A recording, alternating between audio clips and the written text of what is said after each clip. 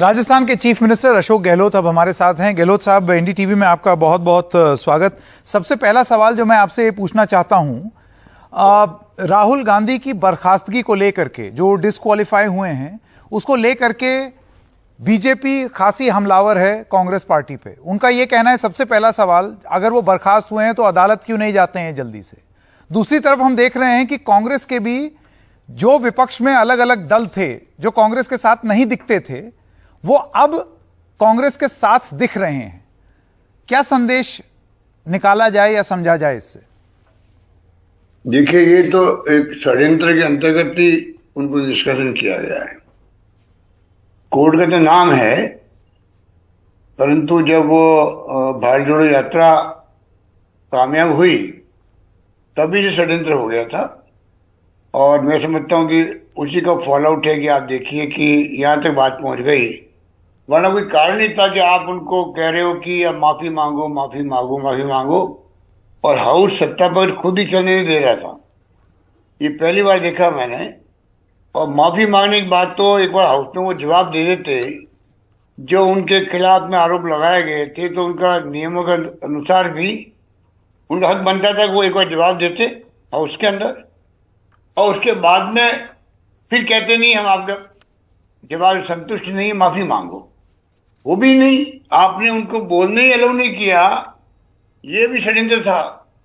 तो ये पूरी जो घटनाक्रम है, मैं उसको मानता हूं कि राहुल गांधी कोई घबराने वाले नहीं है। उन्होंने साफ कहा कि मैं चाहे हाउस में रहूं या नहीं रहूं, मैं देश की आवाज बन के बोलता रहूंगा। रणनीति का मामला हो, और चाहे 4 मुद्दे थे, महंगाई, बेरोजगारी, नॉन वायलेंस और अमीर गरीब के बीच में खाई का, ये 5 मुद्दे चलते रहेंगे और कोई रोकने वाला नहीं है। इस पर अशोक जी एक सवाल ये है कि ये फैसला भारतीय जनता पार्टी कहती है उन्होंने थोड़ी लिया है, ये तो अदालती फैसला है। और ये प्रक्रिया है कि अगर आप 2 साल से ज्यादा आपका कन्विक्शन होगा तो आप सदस्यता आपकी बर्खास्त हो जाएगी, और ऊंची अदालत में आप जाकर के इसको चुनौती भी दे सकते हैं। बीजेपी कहती है वो चुनौती क्यों नहीं दे रहे हैं आप?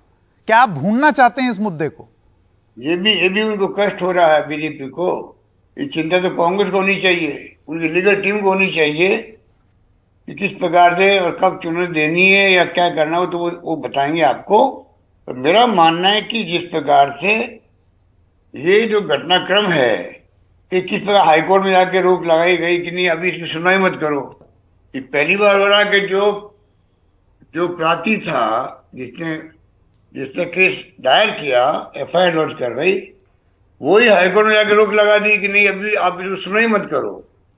और जैसे उनको शूट किया, तो शूट क्यों किया, इसकी जांच होनी चाहिए, और उसको सुनवाई के लिए केस को वापस विड्रॉ कर लिया अपने आप में। ये बहुत बड़ी घटना है अपने आप के अंदर।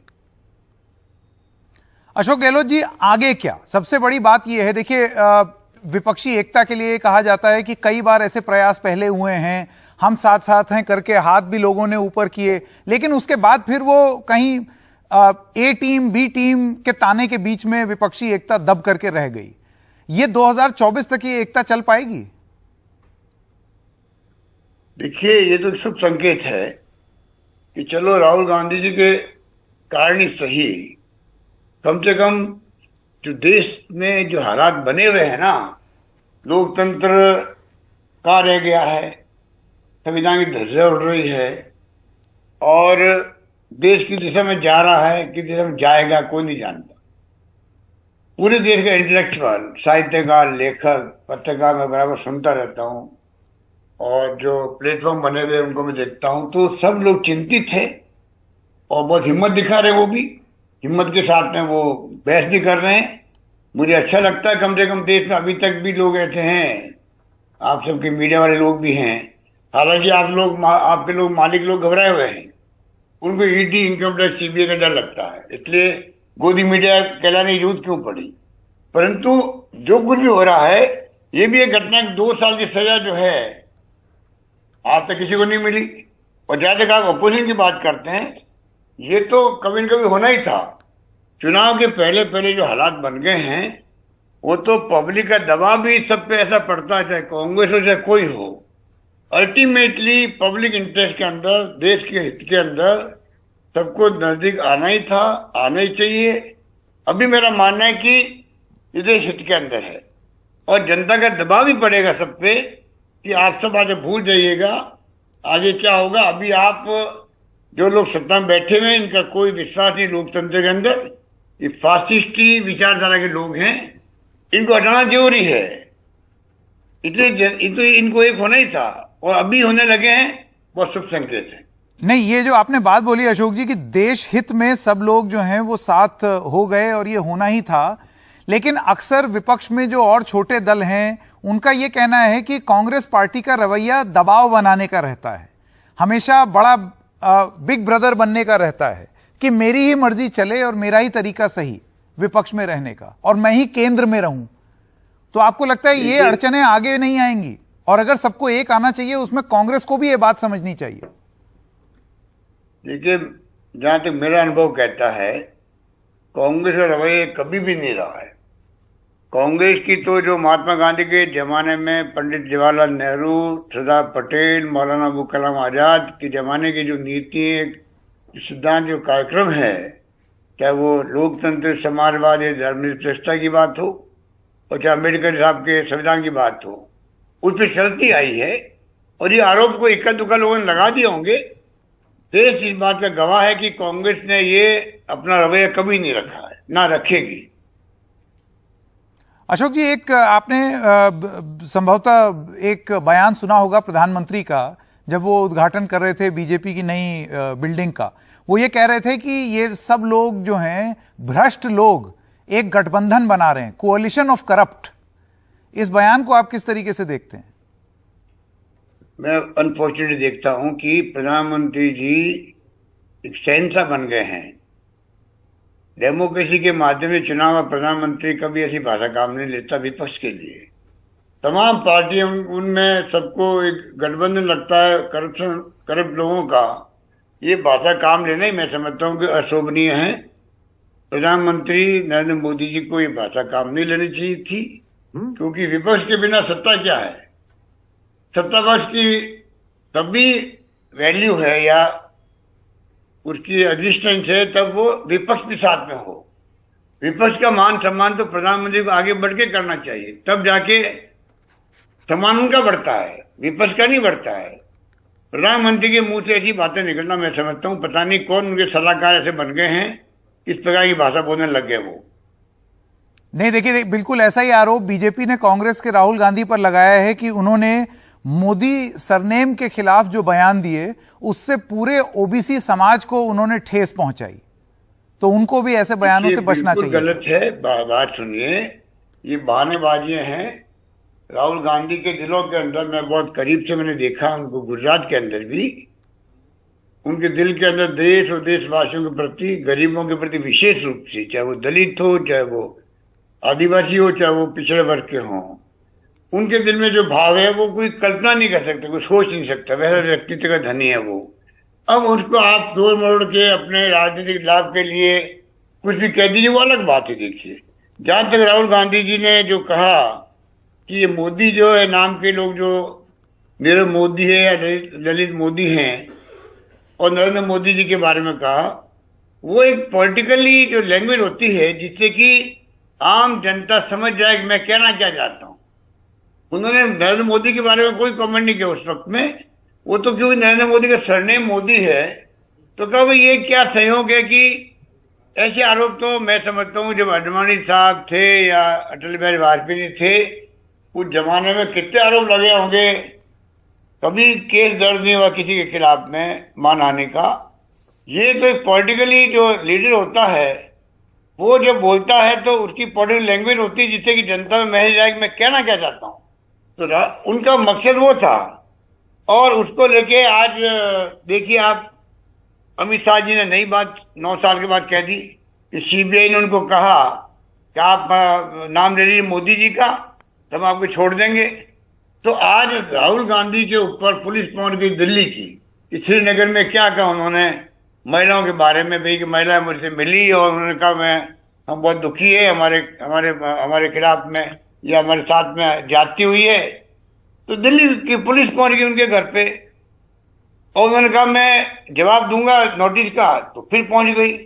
तो क्या अमित शाह जी ने जो कहा है कि पुलिस के या सीबीआई के अधिकारी ने उनको कहा कि आप नाम ले लीजिए मोदी जी का तो हम आपको छोड़ देंगे, तो क्या उनके खिलाफ केस दर्ज करेगी या उनको नोटिस देगी पुलिस, दिल्ली पुलिस, और पूछेगी उनको भाई आपको किन किन अधिकारियों ने कहा, आज वो किस पोजीशन के तो अंदर है आपको लगता है कि पूछना आप नाम चाहिए ले जिस लीजिए, तरीके आपको से छोड़ देंगे हम। अशोक जी, जिस तरीके से राहुल गांधी के घर दिल्ली पुलिस पहुंची उनके बयान पर स्पष्टीकरण लेने के लिए, आपको लगता है अमित शाह का ये जो बयान आप जिसका जिक्र कर रहे हैं, उस दिल्ली पुलिस को इसी विद्युत गति से उनसे भी सवाल पूछना चाहिए कि भाई कौन था वो अफसर?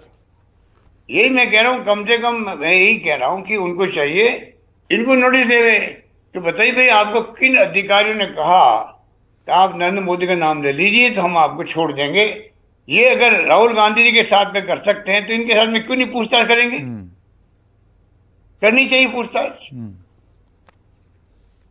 जी बिल्कुल। एक सवाल मैं अशोक जी आपसे ये पूछना चाहता था, ये जो बीजेपी का ओबीसी कार्ड ले आना, राहुल गांधी का इसको जनता तक ले जाना, ये बताना कि मेरे साथ गलत हो रहा है, जनता को किसका संदेश ज्यादा प्रभावी रूप से पहुंच रहा है, मैं आपसे ये जानना चाहता हूं। क्योंकि देखिए इसका जो इम्तिहान है वो है चुनाव, कि जनता किसकी बात से ज्यादा कन्विंस हो रही है। कर्नाटक होगा और बाद में आपके अपने राज्य में भी चुनाव होगा, तो कौन अपनी बात ज्यादा प्रभावी रूप से रख पा रहा है?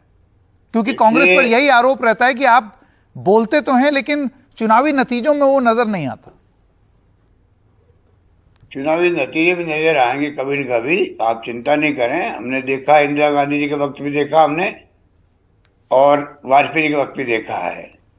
फील गुड भी हुआ है, इंडिया शाइनिंग भी हुआ है, और जनता हिंदुस्तान की बहुत समझदार है। Common sense, Robert common sense extra ordinary उनका है। अकल विचारी में दुनिया के किसी मुल्क से हमारी देश की जनता कमजोर नहीं है। ये इनको भ्रम जो है, अहम घमंड जो है मोदी जी को, अमित शाह जी को, ये कब उतर जाएगा पता नहीं लगेगा इन लोगों को। इनके बाद में एक सुनहरा अवसर आया था जब राहुल गांधी जी की यात्रा थी, और 4 मुद्दे थे, महंगाई के, बेरोजगारी के, नॉन वायलेंस के, और अमीर गरीब की खाई के। उस वक्त प्रधानमंत्री जी को सोचना चाहिए था कि विपक्ष का नेता जो कांग्रेस अध्यक्ष साहब बोल रहा है, तो इसमें इसके ऊपर कार्रवाई करूं, कोशिश करूं मैं महंगाई कम कैसे कर सकता हूं, बेरोजगारी कम कैसे मैं कर सकता हूं, नॉन वायलेंस होना जरूरी है क्योंकि तनाव बहुत भयंकर हो गया देश के अंदर। आज पत्रकार, आपके साहित्यकार लेके जेलों में बंद है, 1-1 साल तक बंद रहते हैं, 1.5 साल बाद निकलते हैं जेलों से। ऐसे हालात में उनकी ड्यूटी बनती थी कि वो कैसे माहौल ठीक करने का प्रयास करे।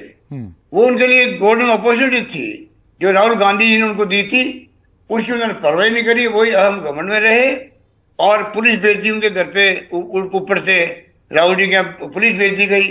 ये जो कुछ भी किया गया मैं समझता हूं उसके नतीजे सरकार को कभी कभी भुगतना पड़ेंगे। जी, एक सवाल मैं आपसे पूछना चाहता हूं। अभी आप टेलीविजन पर देख भी रहे होंगे, रामनवमी पर जो जुलूस निकले हैं और उससे इर्द गिर्द रामनवमी पर बहुत हिंसा देश के अलग अलग हिस्सों में देखने को मिली है। सुप्रीम कोर्ट ने अभी कुछ ही दिन पहले एक टिप्पणी की जिसमें यह बोला कि जब तक राजनीति और धर्म का घालमेल दूर नहीं होगा तब तक नफरत दूर नहीं होगी और हेट स्पीच दूर नहीं होगी। तो जो रामनवमी में हमने हिंसा देखी है उसको आप किस तरीके से देखते हैं सुप्रीम कोर्ट के इस टिप्पणी के मद्देनजर? देखिए, सुप्रीम कोर्ट का मैं समझता हूँ स्वागत करना चाहिए कि उनका तीसरी बार उन्होंने कमेंट किया ये पिछले 2-3 महीनों के अंदर, और वो कमेंट बहुत सटीक कमेंट था। और प्रधानमंत्री मोदी जी मैं अपेक्षा करता था कि वो इसको संज्ञान लेंगे, क्योंकि जब सरकार वो आए थे उस वक्त में मॉब लिंचिंग हुई थी, राजस्थान के अंदर भी हुई थी।